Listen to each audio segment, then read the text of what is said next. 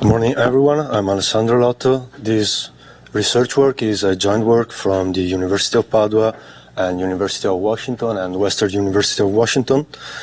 Baron is basically an authentication methodology for base station in order to defend against base station attacks. So before diving into the details, I will give you some 5G background very quickly, as we have seen a lot of 5G background. Then I will define the threat model and briefly describe the fake base station attack, then go through the motivation that led us to design Baron, and finally I go through the performance evaluation. So the 5G network we can consider, we see is divided between the radio access network part and the core network. The radio access network part is composed by the user equipment and the base station, while the core network comprises all the other elements. We made to collide all the other entities and services into the definition of core network, while we kept apart the AMF because of the central role it plays in Baron. Worth it to mention that base stations broadcast these MIB, master information block, and secondary information block messages, which contains information that will be used by the user in order to access the base station themselves. In order to secure communication for 5G networks, it has been defined the Authentication and Key Agreement Protocol, which basically gives a set of security procedures for mutual authentication between user and all the entities of the core network, as well as with the serving base station.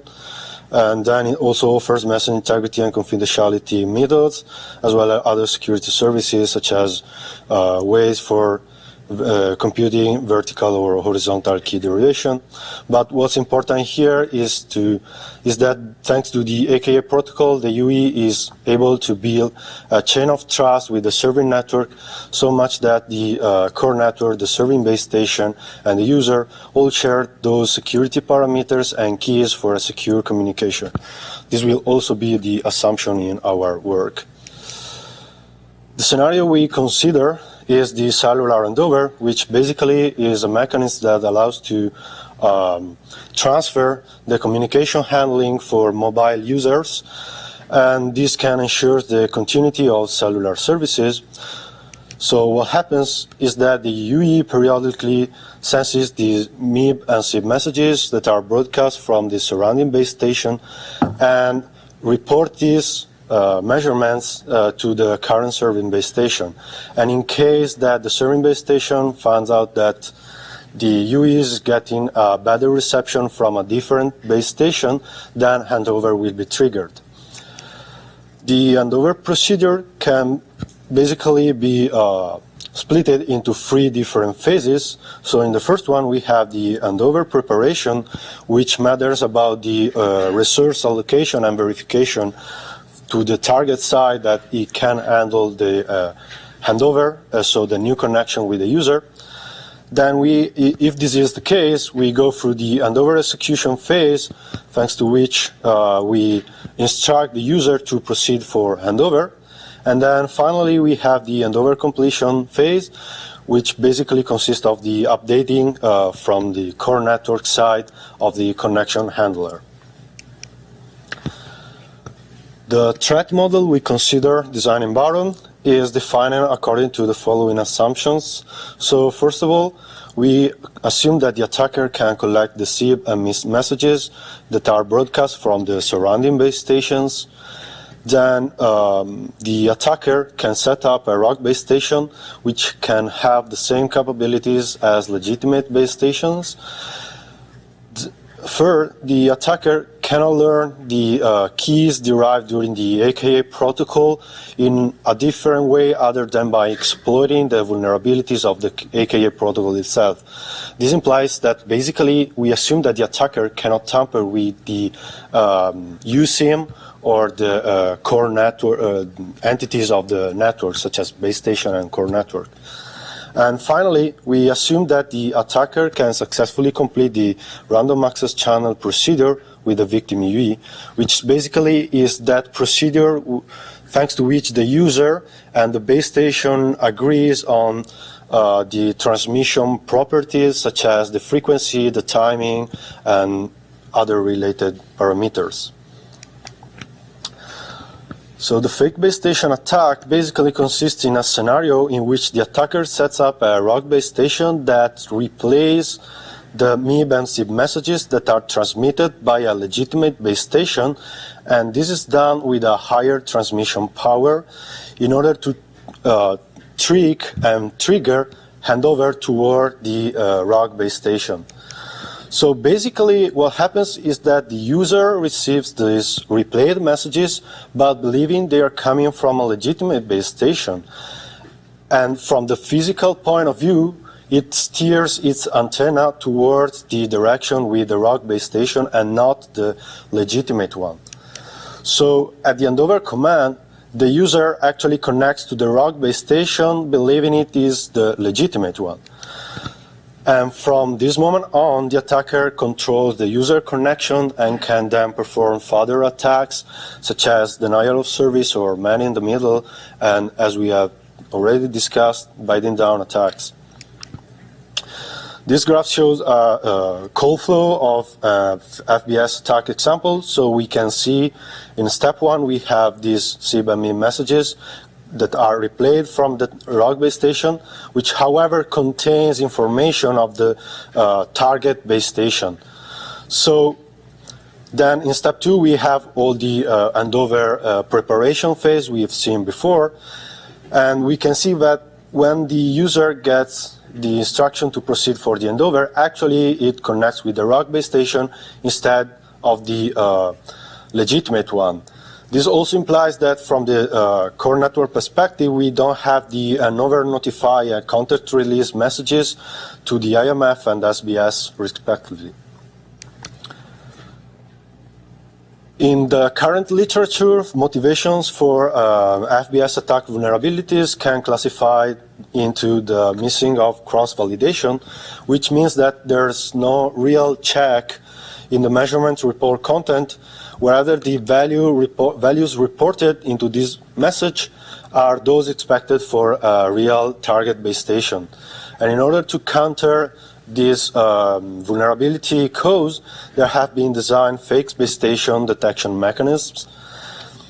The other vulnerability cause, mainly vulnerability cause, is the insecure transmission of the broadcast message, I mean the SIP and MIP, which means that actually the user completely trusts the provenance of these messages without verifying their provenance, also because they do not carry any kind of authentication.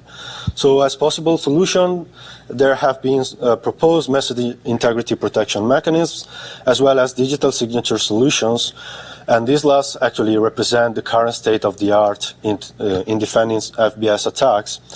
However, recent works have proved that all these solutions can be made ineffective and may be vulnerable to replay attacks, maybe making all these solutions not valid anymore. So in order to find vulnerability codes into design environment, we started from the fact that digital signature schemes to authenticate SIP messages may be vulnerable to replay attacks. So we need to change approach, but actually what we did, we changed the vulnerability cause perspective. And so we moved from the unsecure transmission of the broadcast messages to the motivation that the UE is left alone during handover. So what I mean is left alone is that according to the free GPP specifications, the UE consider handover successfully just after completing RACH. And it's important to notice that there's no specification, it is not specified that the RACH must be completed with the true and legitimate target base station.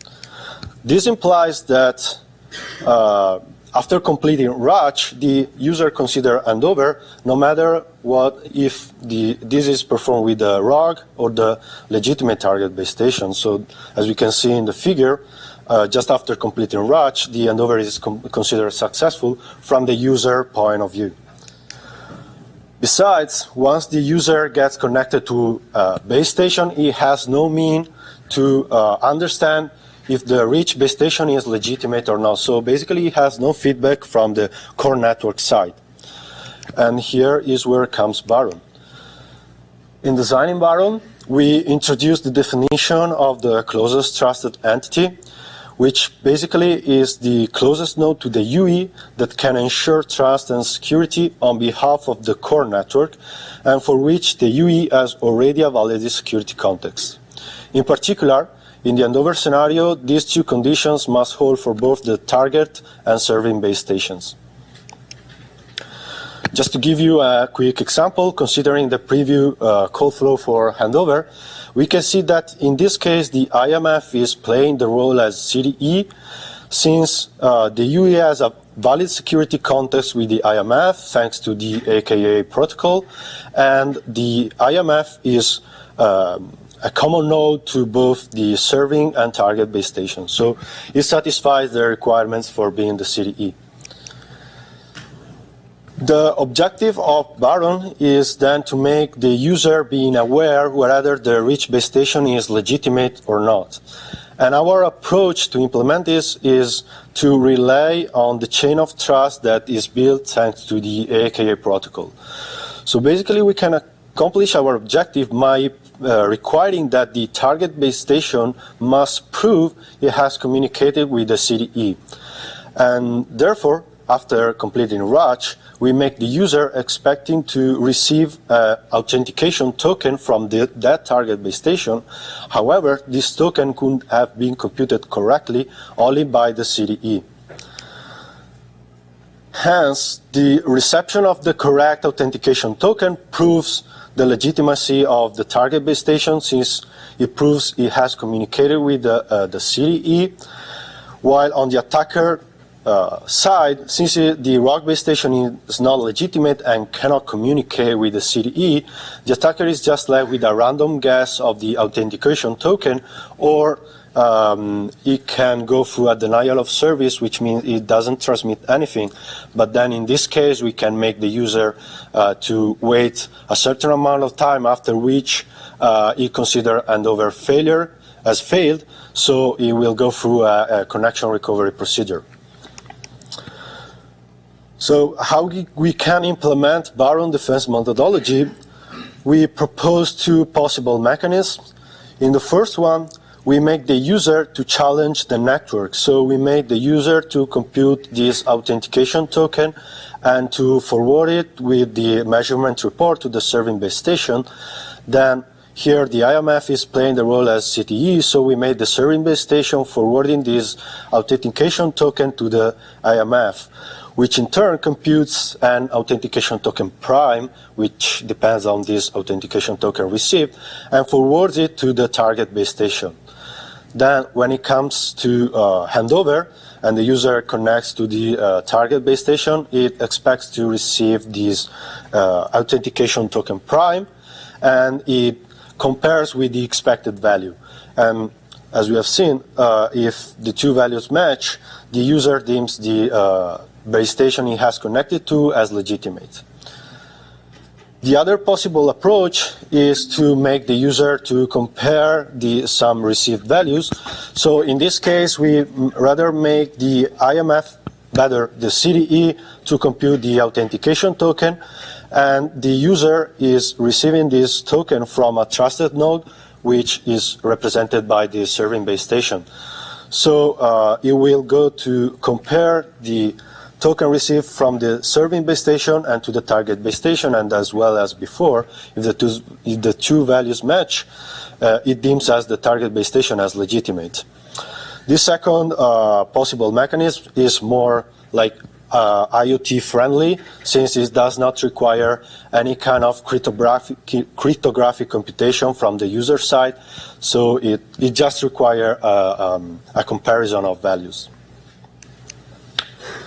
However, as you may have noticed, this solution does not prevent the user to connect to a ROC base station, but only to deem if the base station it has connected to is legitimate or not. So we need also to provide a connection recovery mechanism, and this must be efficient and quick. So In order to provide this mechanism, we also introduce this reconnection token, and for this procedure we follow the very same working principle as for the authentication. So when instructed for handover, the user also expects to receive a reconnection token that will be used in case of being victim of FBS attack. In case of reconnection, we can have three possible scenarios. In the first case, we have that the new target base station for reconnection is the previous serving one. And in this case, for efficiency, we can make the serving base station playing the role as the CDE.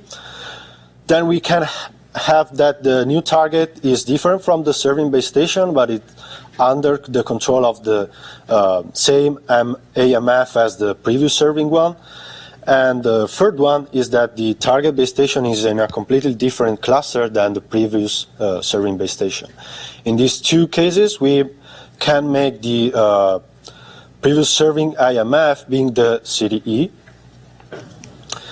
Just for an example, in this case, we assume that the user is victim of an FBS attack and it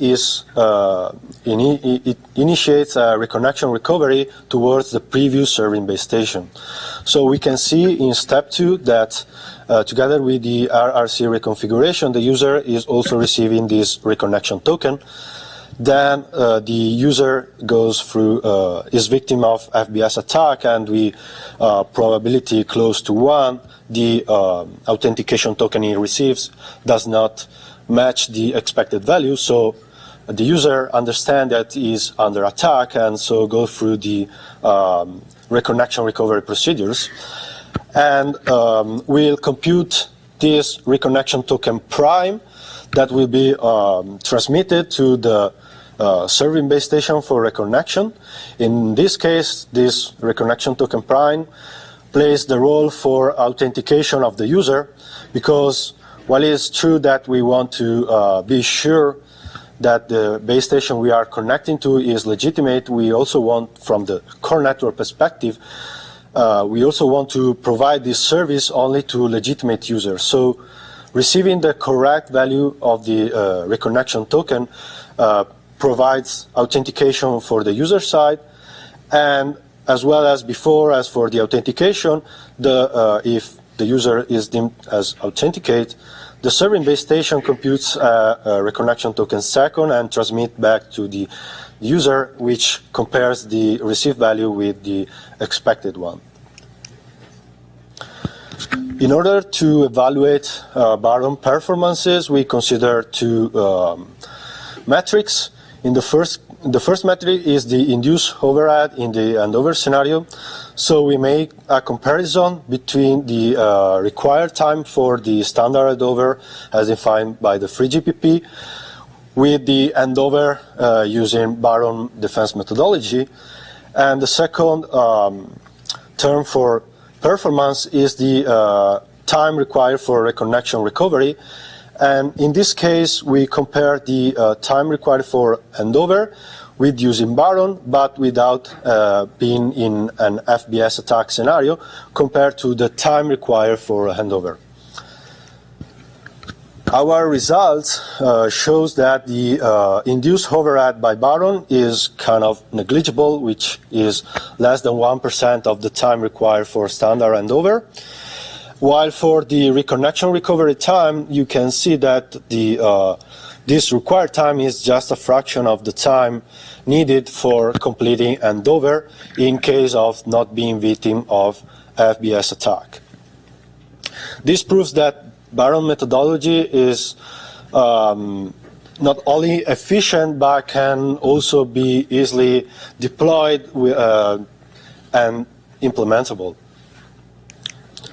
This concludes my presentation. I thank you for your attention, and if you have any questions, feel free to ask.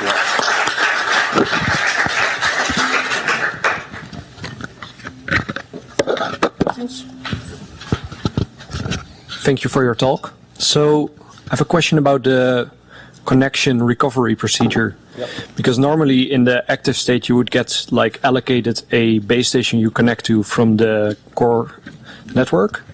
But in this recovery procedure, the UE has to choose the base station it connects to itself.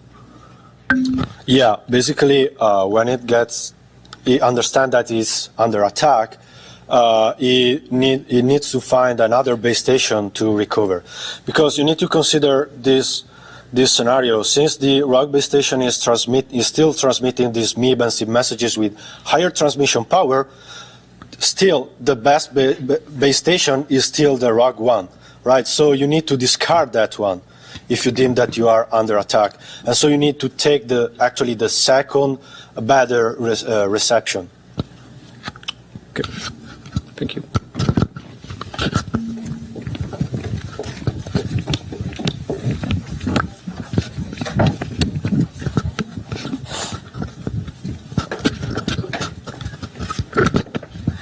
Thank you for the talk. And I have a question that you said that your approach is applied for handover procedure.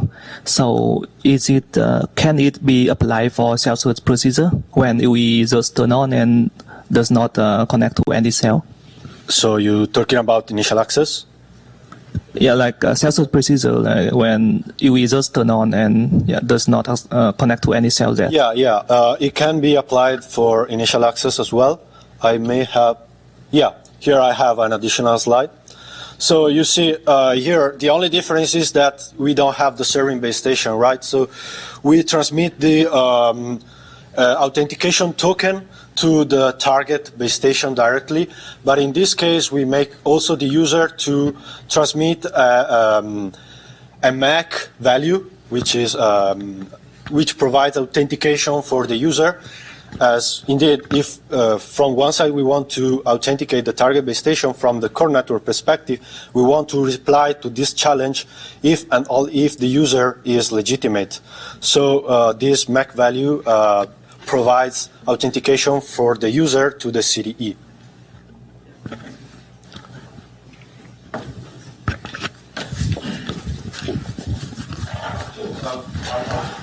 Initial bootstrapping, where are you getting keys? Like you're calculating that? Yeah, indeed. Baron assumes that the user has already a security context valid. So it's not for initial registration, but it's for initial access. And we can do like that. So the user deems which is the CDE. Indeed, as you can see here, it also transmits the ID of the CDE to the target base station.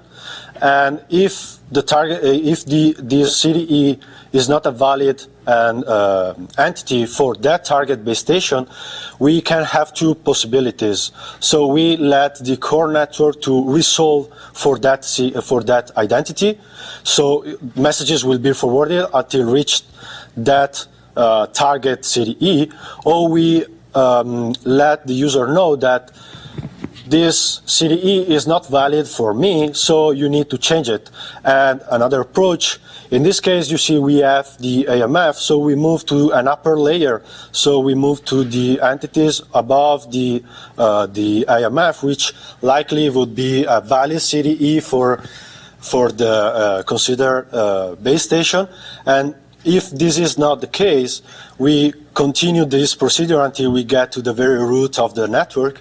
Unfortunately, clearly this introduces a lot of overhead and time for waiting, but we believe that in case of initial access, we don't have already an ongoing connection, so we don't need to be to handle the connection very quickly.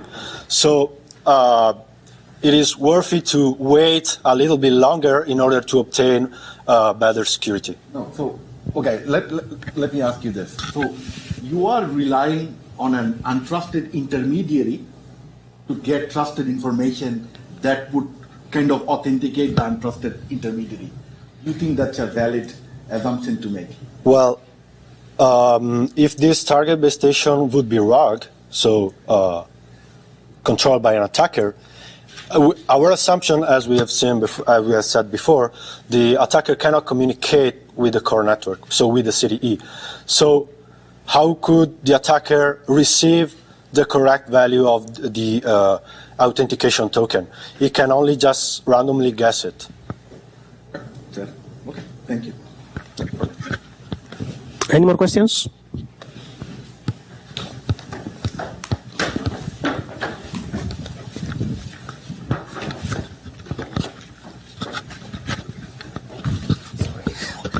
Yeah, I have one more question.